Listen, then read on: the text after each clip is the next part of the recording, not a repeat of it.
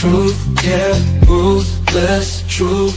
Get down, it could go bad for you. Hit like, comment, subscribe, you know what to do. Be cool, city lights shining so bright. Fine dining lights feels right. Flights to places far from sight. Get right, ruthless truth, yeah, ruthless truth.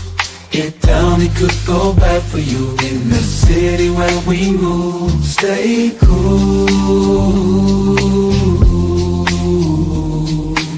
Underneath the neon glow, life is fast but take it slow. Every moment like a show. Let's go.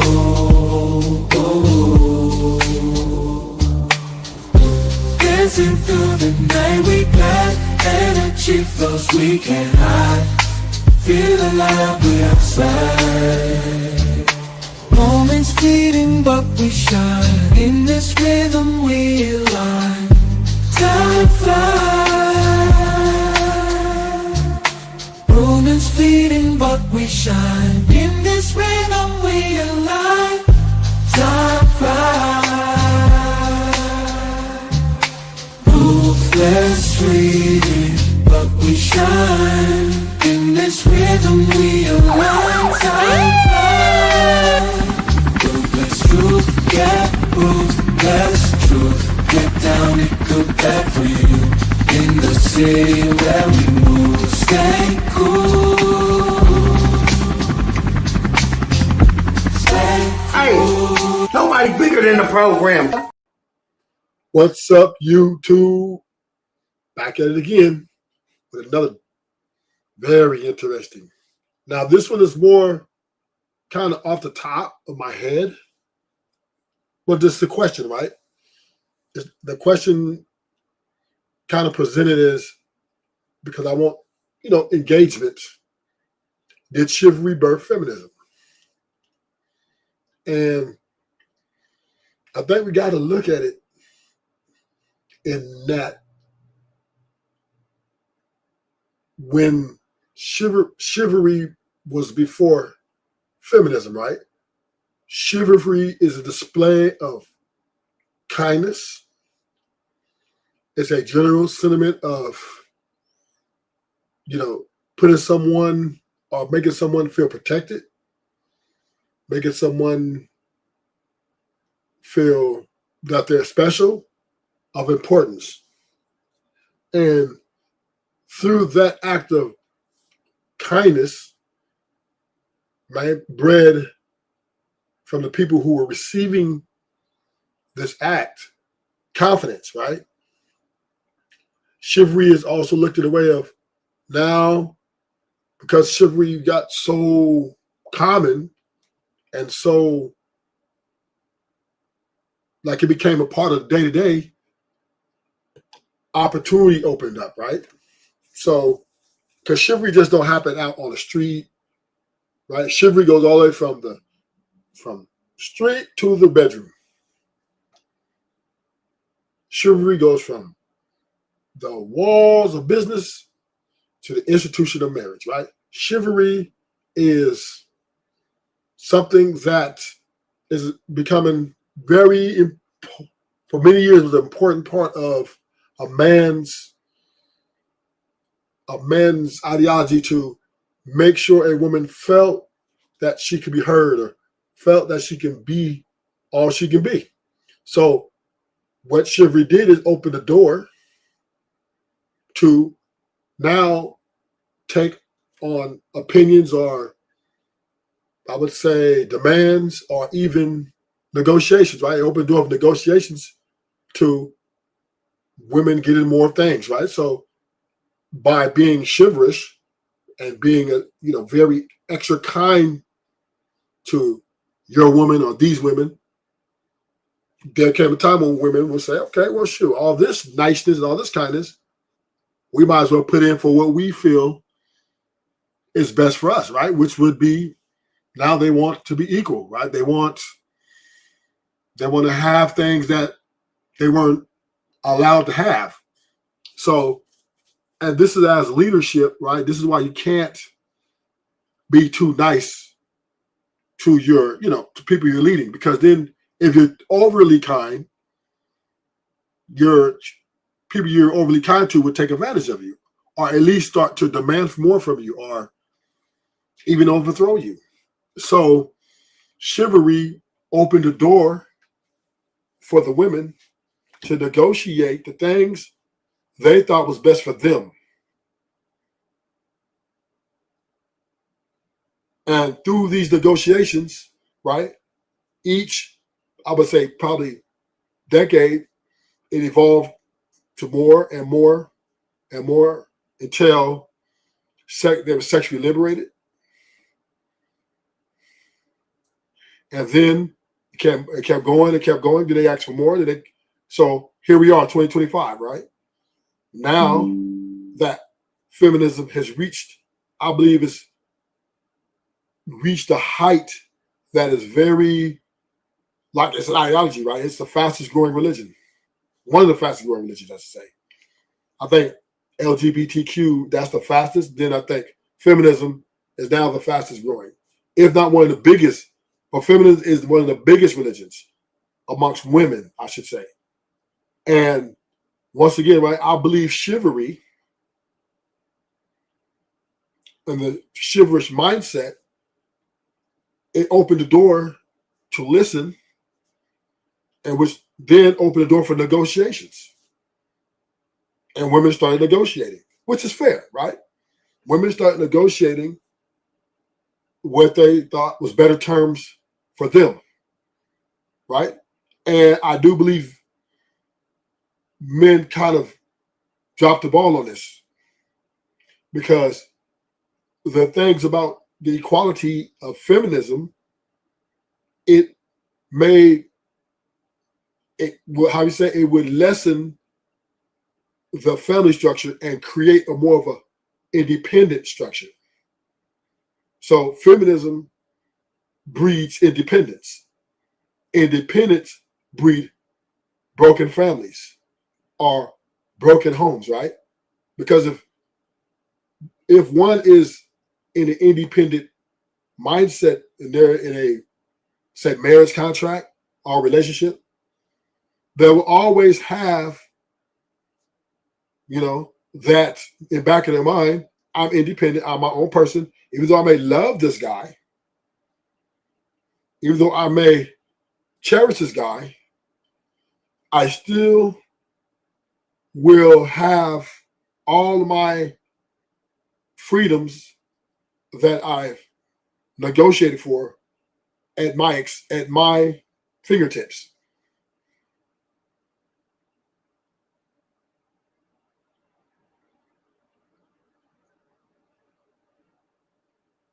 So chivalry opened the door for negotiations, and the negotiations led to more rights, more, independence, more equality. So chivalry was being nice, being kind, listening to that. When you're nice and kind, or overly nice and kind, then you going to open up and you're going to be subject to one's complaints. So I think chivalry birthed feminism, because once the women saw that the man was so kind to them, that doing all this nice stuff, opening doors, all these gentleman things, they seized the moments, and this allowed them to negotiate in a very aggressive manner, and they won, right? So there's a talking point that women don't know how to, they don't like to negotiate wages. They negotiated feminism. From all the way from you're not having a bank account, to a right to vote, to a right to abort, to a right to the children, a right to, be their own individuals. And this has created broken families, because the ideology of feminism would definitely hamper any growth potential for a family.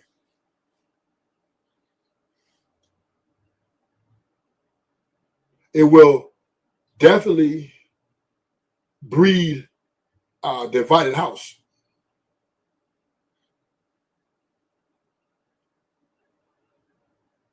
Because the price of equality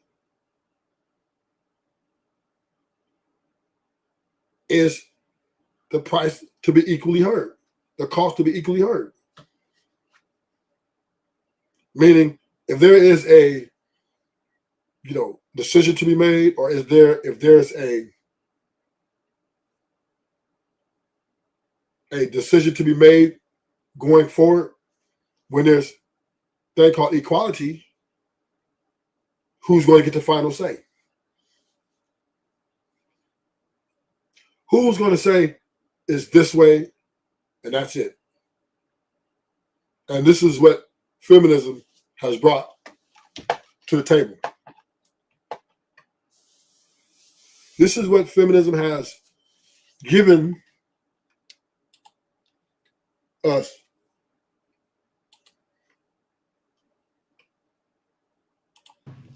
Why do you want to know? I'm infinitely curious. What's a man? You're looking because the present is awfully miserable for too many women as well. You are a self-described feminist. What is a woman? Why do you want to know? I'm infinitely curious. What's a man? You're looking at one. So you would describe a man as having short hair, wearing a little popped collar, XY chromosomes. Okay. And why do you think that that's important to you, what a man and a woman is? How Well, does that if define your worldview going forward? so Do you you treat men can't- and women differently? Of course we should treat men and women differently, of course. In what way? We should honor and protect women. I want to honor and protect you, man. Okay, great. Do you thank not like that? Do you not want to no, be but honored women and are protected? worthy of protection, of course. I think you're also worthy of protection. Thank you. Don't talk down to yourself like appreciate that. Please. Can you tell me what a woman is, since you're a feminist? I want you to ask yourself, why do you think that it's so important to you that we define man and woman? Like, how does that change the way you treat people? If a civilization cannot answer the question of what is male and female, that civilization will cease to exist. Is that why the Roman Empire failed? Because all of a sudden Aristotle it's one of the reasons why this civilization is collapsing. Because we send kids to go hundreds of thousands of dollars into debt that can't answer the most simple biological question. I'll ask you one last time, what is a woman? I know you're not asking this for you're trying to get a gotcha, right? You're trying to get like a little baity question, but I really want to know, why is it so important to you to define things in certain categories? How does that help your day-to-day life? Like what other categories in the human species are there besides male and female? Well, I just think that categorization is usually unhelpful when we're trying to improve society, right? We want to make things better for people. We want to improve things. So I have XY chromosomes. Okay. Can I give birth? No, you can't. Bingo. That's why categorization matters. Do men menstruate? What? Do men do XY chromosomes, do they menstruate? Yes. Menstruate? Okay, because you're saying mensurate, and it's like kind of a little. But again, you're saying these things because you're trying to get a gotcha, and I don't want to engage with you like that. Why is it important? No. I'm serious. You asked the question, and I'm telling you. You keep asking me another question. Because there are big differences between men and women. Here's a question. Men and women are not the same, and if you can't tell me what a woman is, and also, you're a feminist. Shouldn't you be able to tell me what a woman is? I'm a feminist. Isn't that probably important to feminism? What is the woman that you're trying to advance and protect? Isn't that integral to? Is that the whole feminist project? So a lot of the times, feminism has to do with the ways that people have treated the female sex on a different way than the male sex has traditionally. It's all about analyzing that and exposing it. And you say that men and women are different, and you think that they should disagree? Wait, I'm just asking you. I'm not done yet. Okay. So, and you think they should be treated differently, right? Well, it depends in what context. You see that? She checked him. I'm not done yet. That's what feminism did. Feminism gave women voices to check a nigga. I'm not done yet. Shut the fuck up till I'm done. And he did, right? That's because This is what happens when you're too nice. When you're overly kind, people take kindness as weakness. Hit the like button, nigga. Rufus dropping bars. Hit the like button. Like, share, subscribe. People take kindness as weakness. And this is why you get pushback. Anytime you're being overly kind to somebody, they're going to view you as weak.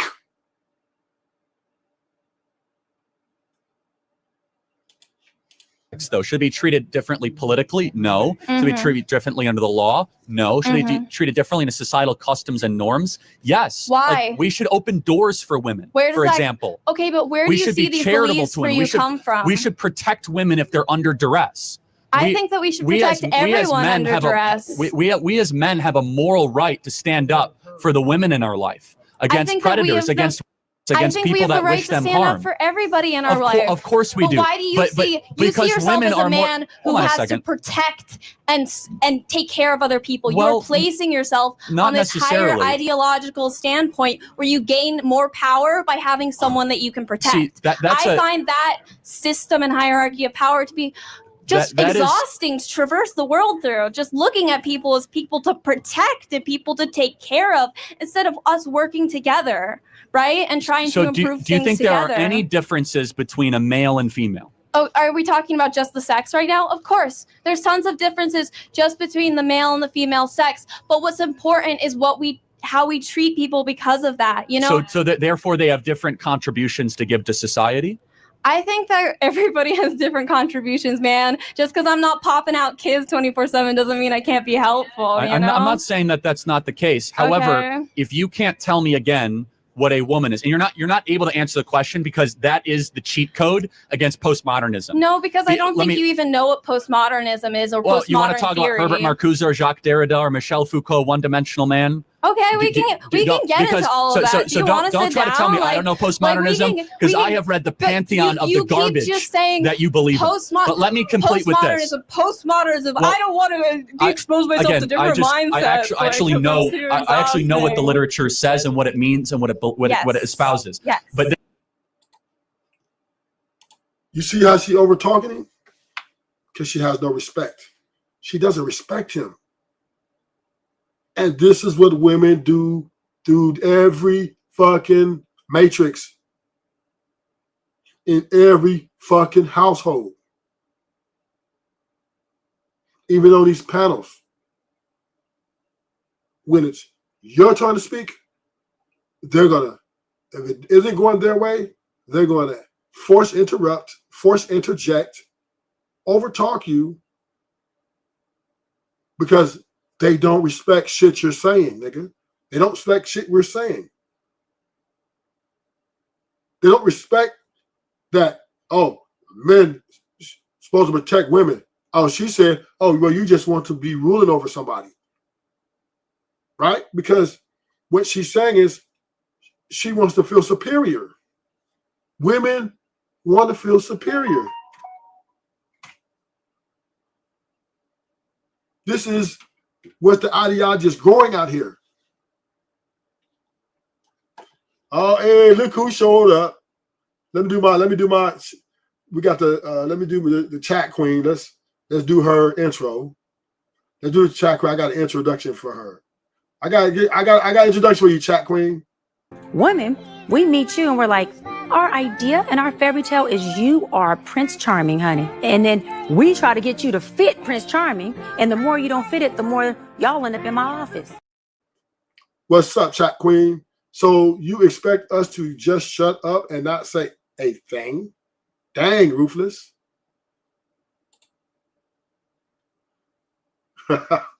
See, Zara, you always see those are things women do, right? Y'all use that word. What's that? Hold on, let me go back. She said, shut up and not say anything. That's extreme, right? Nobody wants a woman that's a mute.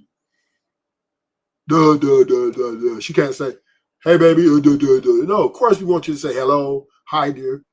But to overtalk someone while they're talking and not respecting or letting them finish or land their point is disrespectful and unprofessional. right? You have to agree with that. All I'm saying is she's over talking him. He let her finish her point. Land her plane. Now I do think his debate skills. I do think his debating skills is not great. He didn't have a great debate skill because a lot of times he's trying to ask a question to get an answer, then to add context. But when he asked the question, the one who's asked the question, they'll hijack it and talk about something else, and then he ended up going, and the question never gets answered, and they just keep going back and forth. But women or anybody, if you're having a debate, though, you're not supposed to over talk the person. You got to let them land their plane. You got to let them finish their point. So then we can have a clear understanding of their position. And then when they're done, then you rebut. But a lot of times we just get triggered, want to be right about everything. And this is just a bad form of communication. Over talking someone does not make you smarter, does not make you be a victim. It just makes you rude and disrespectful. All you do is wait your turn. Yeah. This is why it's the great cheat code, because it is the war Asking against what a woman is the only way that you can get a gotcha over everybody else. Great conversation. You'll see it online next week. I hope you enjoy it. Thank you. How do you believe feminism should be defined? And do you think it can be reconciled with conservatism? Well, so yes and no. It depends. There's first, second, and third wave feminism. First wave feminism is that women should have a right to vote. Second wave feminism had a lot of problems, which is the female liberation movement, that women should not just be at home, but they should get into the workforce. Third wave feminism is complete garbage, which is toxic modern day feminism, which is irreconcilable with any decent society, which is far more about hating men than actually respecting women. And you guys all know the type of that kind of feminism. There are some good aspects of second wave feminism, but at the core of feminism, we have to ask the question is, has it made American women happier? And it hasn't, actually. American women are... See, here's the thing, right? And this goes back to my title, Did Chivalry Birth Feminism?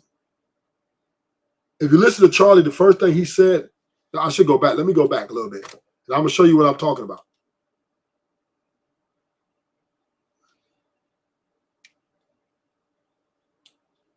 Women differently, of course. In what way? We should honor and protect women.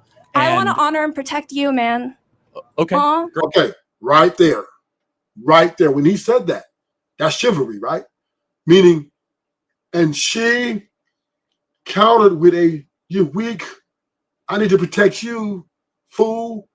See, and this goes to my overall point about this show, right?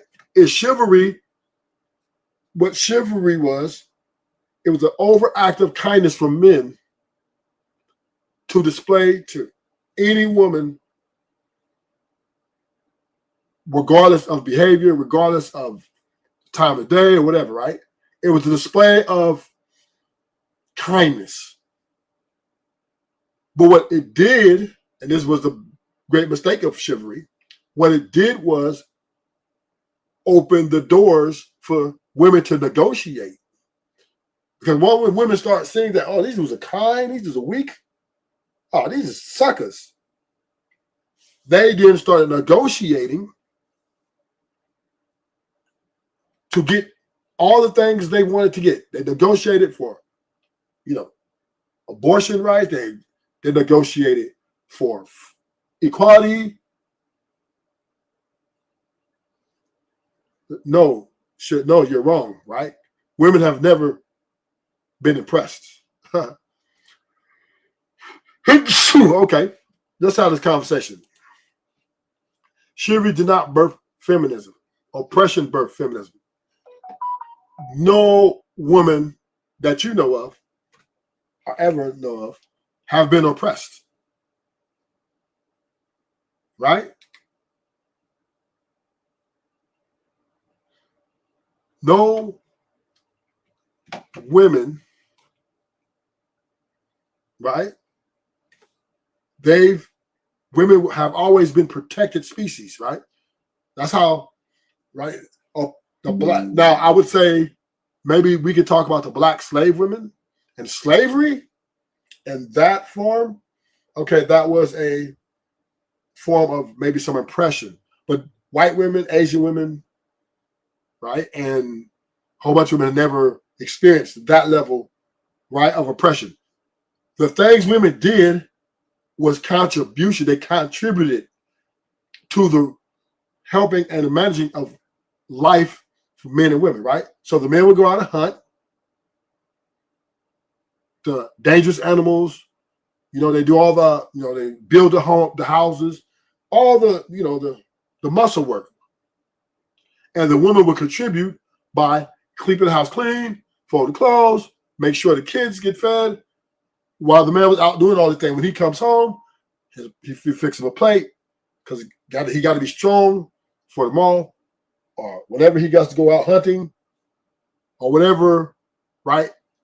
The need for that house to run and maintain, right? Or he might have to fight off some thieves or whatever, right? But women contributed in the day-to-day running of the home. That was the payoff, right? For man bringing home the food, making sure, he did all the heavy lifting, and she did the cooking, the cleaning, the organizing. So it was a trade-off. Now we move it up to technology, right? Or a little bit before, let's go before technology, like the 60s, the 70s, women, they were still doing the house things, and men were going to jobs and making the money.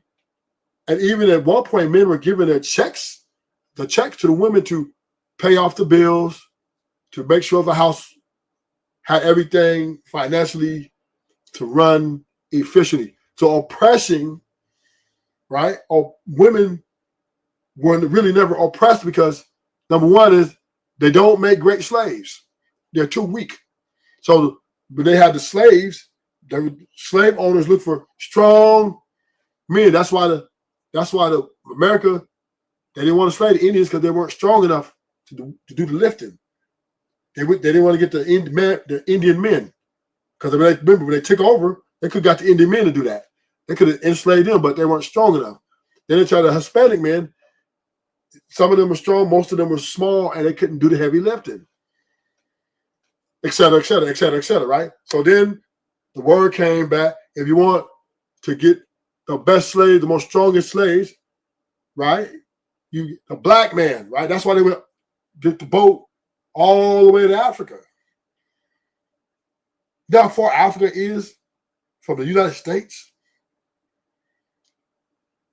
But they heard that if you want big, strong, solid slaves to do the heavy lifting in the business country, go buy you the best were in Africa, which were the black men. And they brought the women so the black men could continue to breed.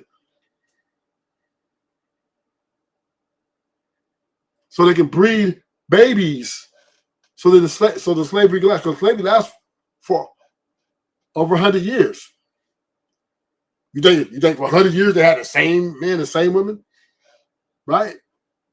Men only got a peak between, we'll say 15 to 45 to get the maximum strength out of these guys.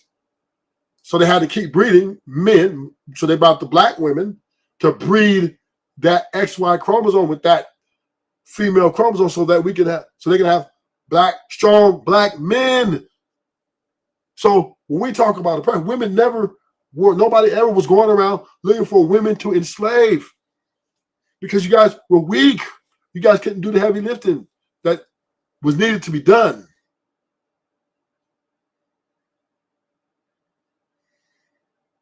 Those laws, right, were passed. The thing about those laws, let's talk about that. Is that right? What if women were never been oppressed? There would not need for laws passed for women to be like voting to work. Women, the reason a lot of the time women didn't vote, right? The vote because the men were electing the men, a man, to run the country. So it was like a, you know what I mean? It was like a man thing, right? The women really didn't have a part in that, but that wasn't oppressed. That's not being oppressed. You didn't participate. You women did not participate, right?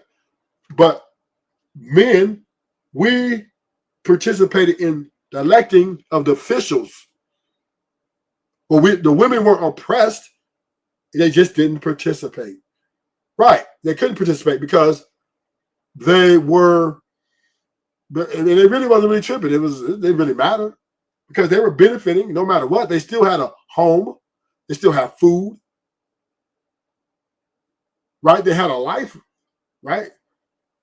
Voting wasn't really that important back then. Right. Just a man go up and just say over some, no, dude, Xerox, now you being funny. You're being funny, Xerox. We were property.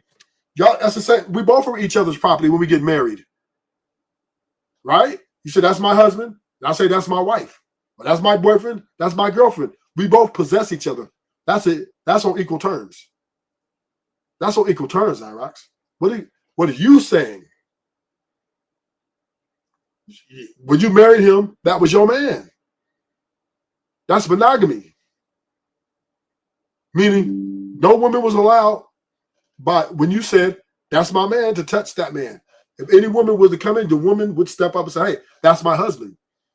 Back off, bitch. And vice versa. The man would step up to any man and try to infiltrate his wife. Back off, punk. So that's, we just say normal. That was, come on, it's okay. But it didn't matter if you bought it or not. It was still yours. You guys still lived in it. It wasn't like if y'all wanted, y'all, you know what I'm saying? But like y'all couldn't, like the man would buy the property and kick you off. You benefited. You were Xerox. The bottom line is, Xerox, y'all were benefiting. Who cares if you bought the property or not? It was your property too. And the husband made sure the wife could go anywhere on that property, do anything she wanted. She had a garden that she kept to herself. What are you talking about? And this is the delusion of women, right? You guys think because, oh, well, we didn't have bank accounts and we didn't protect or we didn't participate in voting, we were oppressed. That's not oppression. That's not oppression.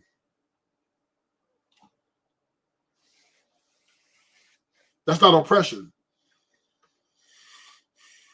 Great. Do you not like that? Do you not want to be honored and women protected? are worthy of protection. Of course. I think you're also worthy of protection. Thank you. Don't talk down to yourself I appreciate like that. Please. Can you tell me what a woman is since you're a feminist? I want you to ask yourself, why do you think that it's so important to you that we define man and woman? Like, how does that change the way you treat people? If a civilization cannot answer the question of what is male and female, that civilization will cease to exist. Is that why the Roman Empire failed? Because all of a sudden Aristotle it's one of the reasons why this civilization is collapsing. Because we send kids to go hundreds of thousands of dollars into debt that can't answer the most simple biological question. I'll ask you one last time, what is a woman? I know you're not asking this for you're trying to get a gotcha, right? You're trying to get like a little baity question, but I really want to know, why is it so important to you to define things in certain categories? How does that help your day-to-day life? Like what other categories in the human species are there besides male and female? Well, I just think that categorization is usually unhelpful when we're trying to improve society, right? We want to make things better for people. We want to improve things. So I have XY chromosomes. Okay. Can I give birth? No, you can't. Bingo. That's why categorization matters. Do men menstruate? What? Do men do XY chromosome, do they menstruate? Yes. Menstruate? See, all this explaining he's doing, I think he's over-explaining himself. And this is the birth of feminism. The more we give a woman a platform, speak on, the more we give them, the more they want to take.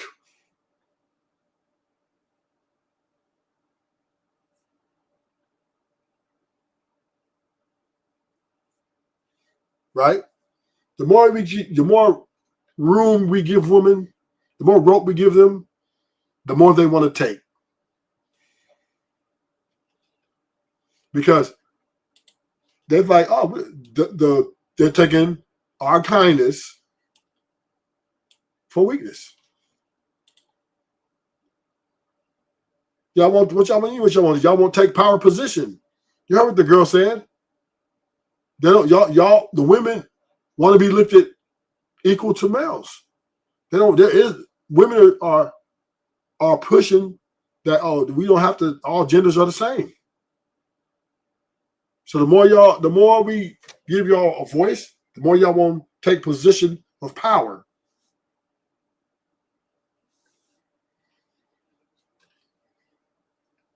This is the power struggle is unnecessary, is what I'm saying. Women will always be the weaker vessel with that need to be protected. And even certain men need to be protected. All men ain't capable of being superheroes, right?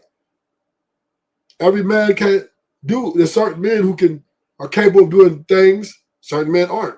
We all need a level of help, right? But women, y'all are, you guys need a level of protection. And it's just the truth. It is a fact of the matter. Problems, which is the female liberation movement, that women should not just be at home, but they should get into the workforce. Third wave feminism is complete garbage, which is toxic modern day feminism, which is irreconcilable with any decent society, which is far more about hating men than actually respecting women. And you guys all know the type of that kind of feminism. There are some good aspects of second wave feminism, but at the core of feminism, we have to ask the question is, has it made American women happier? And it hasn't, actually. American women are more suicidal, more depressed, more anxious than they were prior. And I believe, and again, we get in trouble for saying this, is that you should have the agency and liberty to do whatever you want.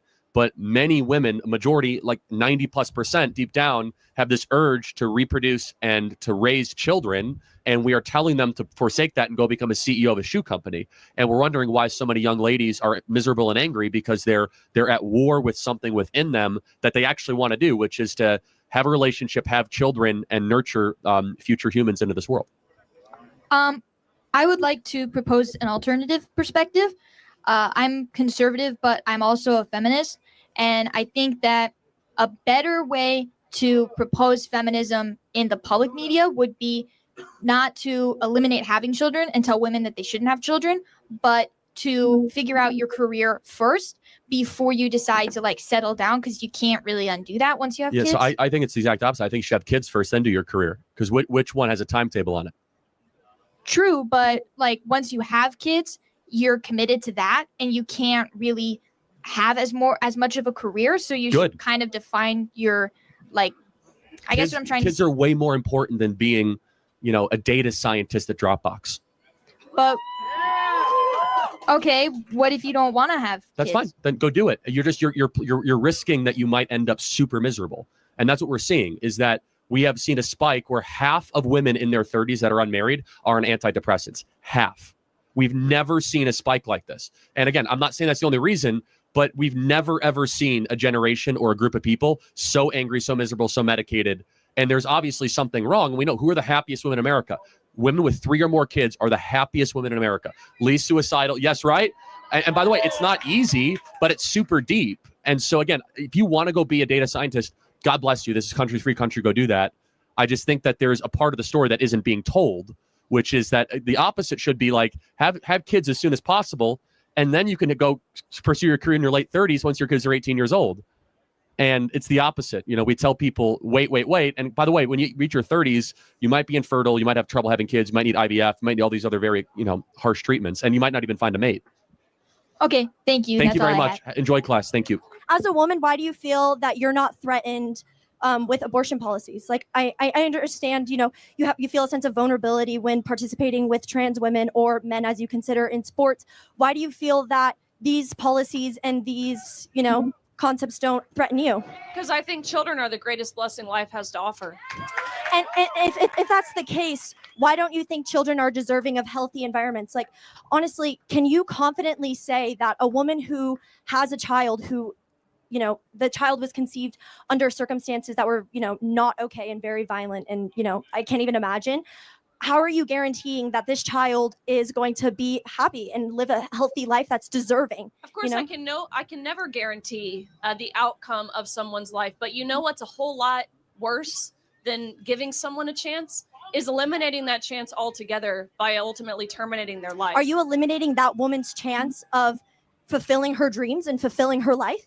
Like, you know, it's foster care systems aren't what they seem, or, you know, people of course have opinions of what's right to do after you have a child, or, you know, if you decide not to have a child. But I have a friend who was in foster care, and he has experienced the most insane situations that I can even imagine. And the fact that, sorry, No, keep on going. It's fine. It's just, I know all your arguments, but keep going. you know, no, I really want to know, like not even to. It just seems like,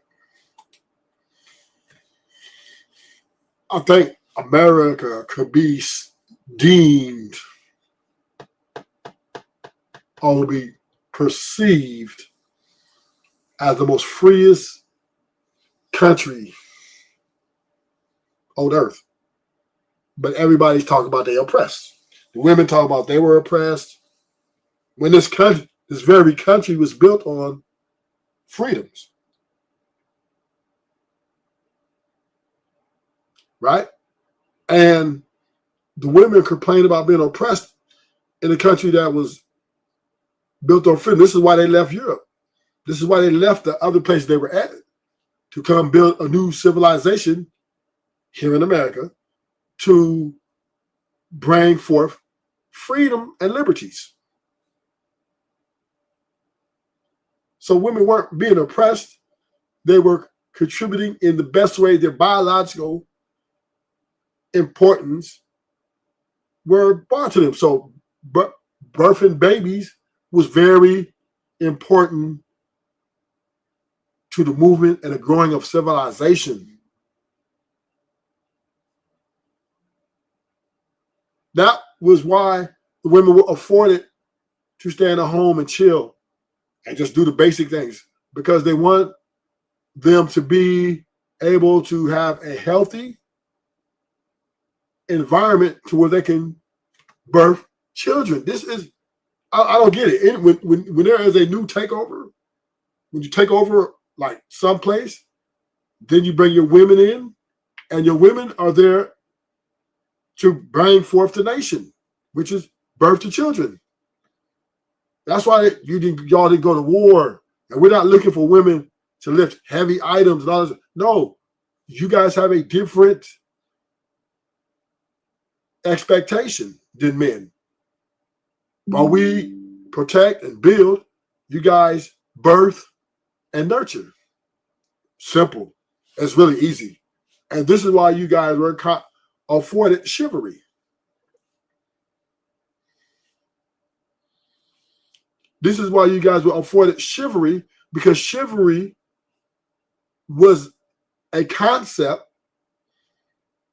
to make the woman feel important. Chivalry is a concept to make the woman understand her value. That's what chivalry was for.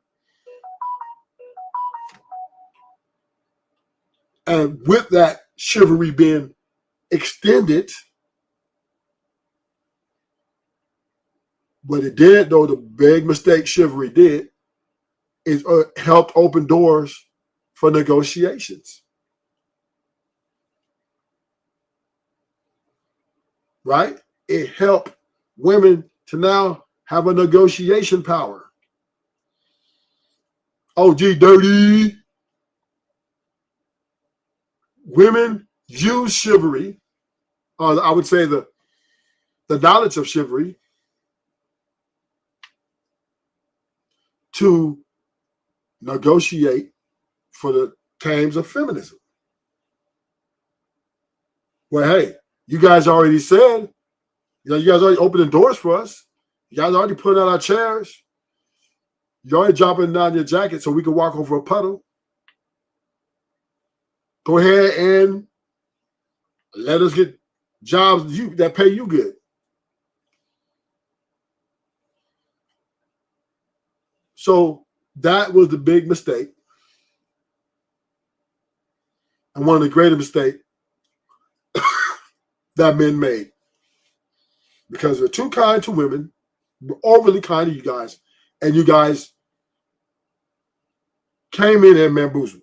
Y'all bamboozled the men with all that pillow talking y'all were doing. Baby, you think, we should have equal rights. We should be able to this.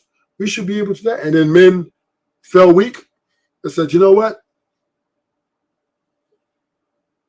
And the results are, from all those rights that you guys afforded, you guys are breaking up families left and right.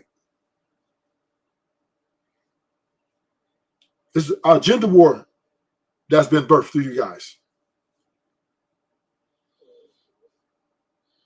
Y'all don't even want to make your man his bathwater. If men were oppressing you guys so much, why in the hell are you marrying them? If men are so oppressed of,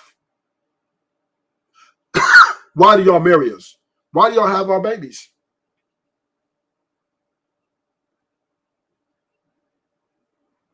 See, in this world, in the United States of America, I only lived here. I can't speak for Japan. I can't speak for Europe. I can't speak for nowhere else. But the United States, all my mom, my uncles always taught me, right, to protect your sister, look out for your sisters. The sisters didn't have to do yard work. We had to go out and do the yard work. We had to do the Levy Hifton around the house. The sisters stayed in the house, wash the clothes, et cetera, et cetera. That's the way our parents taught us. We were the muscle. We came out, we would have to get up and go do things that were strenuous on the body, while the women basically, in the house, did the things that was less strenuous. This is understandable and respectable. But what women are asking for now is beyond wages. It's beyond money. Because they got all those things now. Now it's about power, domination, and control.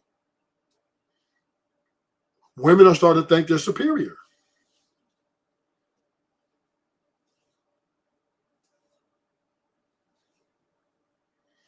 But Zarek said, yes, it's men that are unstable, lonely, sexless, deleting people, and committing crimes. We take meds. Y'all are violent and doing the worst. So stop it.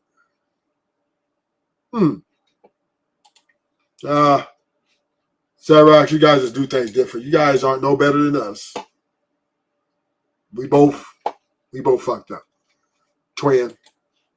To be like this, but woman to woman, Riley, how do you justify, putting this almost shackle on women and kind of sitting there and saying, you know what? I don't care. You're going to have this child, despite how, painful.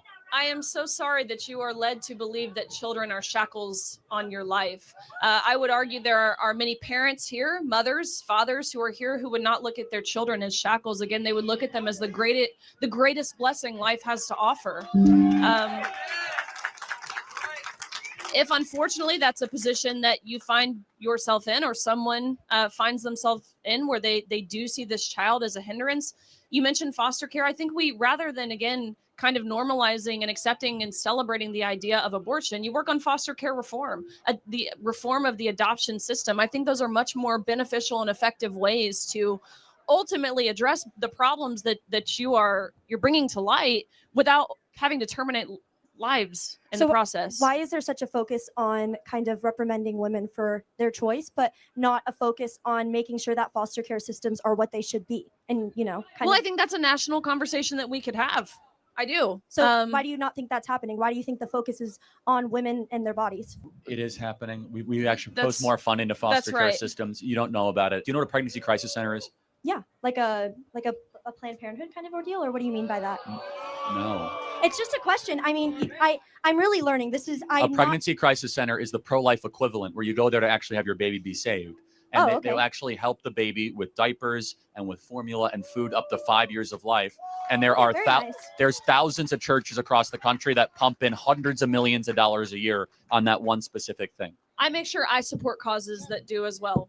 Whether that is supplement companies, all the supplements I get, my vitamins that I take daily, I make sure I buy from a company that supports pro-life causes because it matters to me. When I say I'm pro-woman, I mean I am pro-woman wholeheartedly, entirely. All.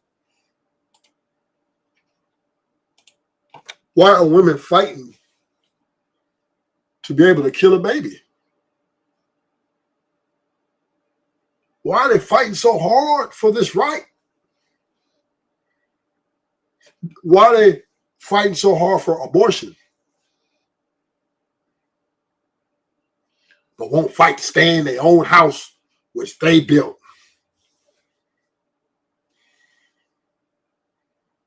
Tell me, why are y'all fighting so hard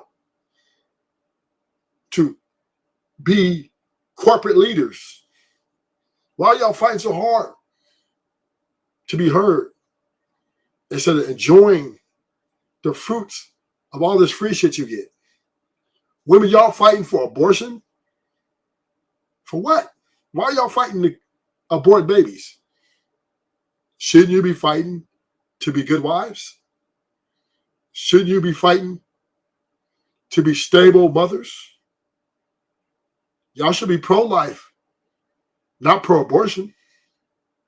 I mean, at least if you want to say that you're a good woman, that's your stance, right? But because you're pro-abort, now you got to fight for that, but y'all don't want to be pro-wifey material.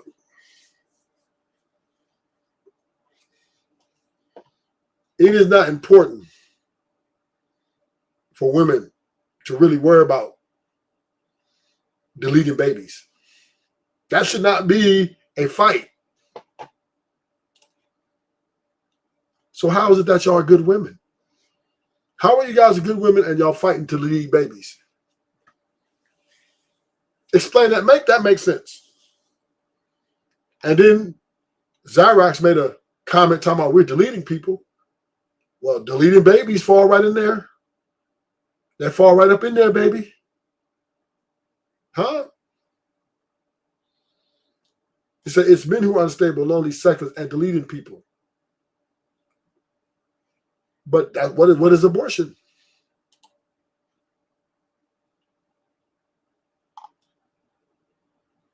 Come on now. We're hypocrites. You blind guides. Right? You're sitting here saying, oh, men are all these things. Men are deleting people.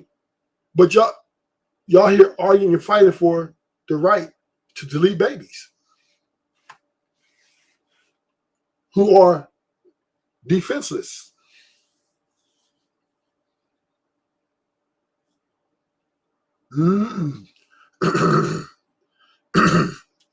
So if we're going to point the finger,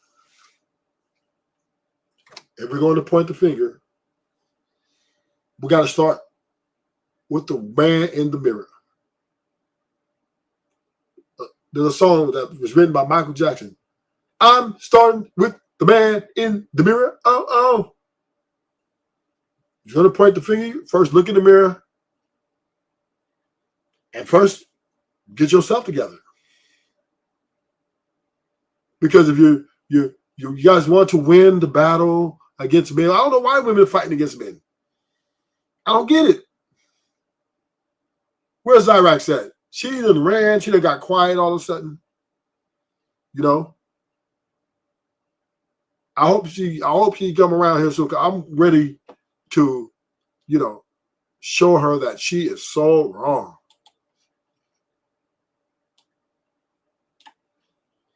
You know, let's see how they do.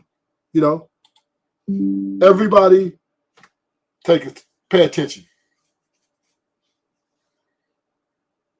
If what women are doing is they're taking advantage,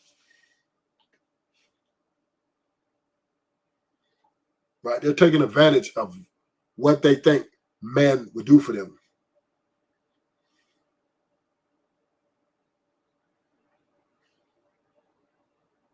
And that's what's happening. Women are taking advantage of our kindness.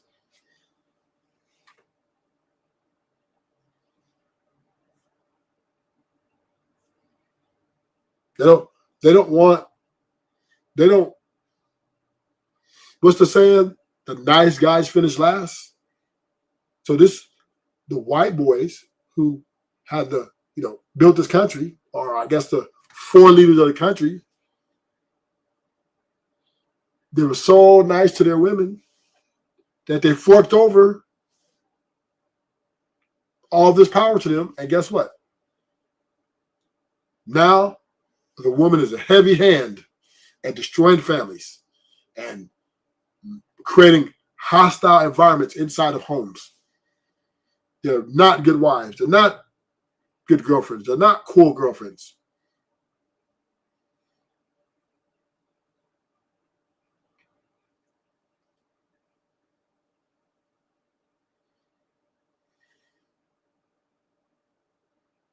They're not cool. That's what I mean. All the information these women are turning out to be poor, undisciplined, overly emotional.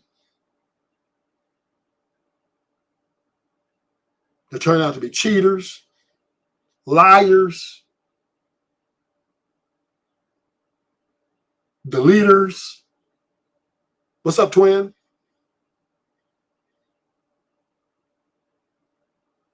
This is what women are. There is no good women. Period.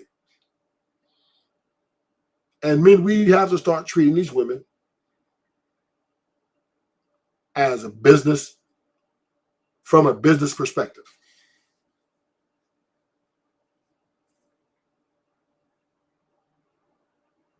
We have to treat women from a business perspective.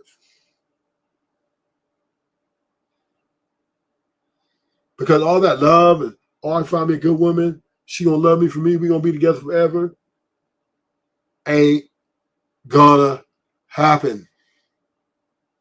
It's over.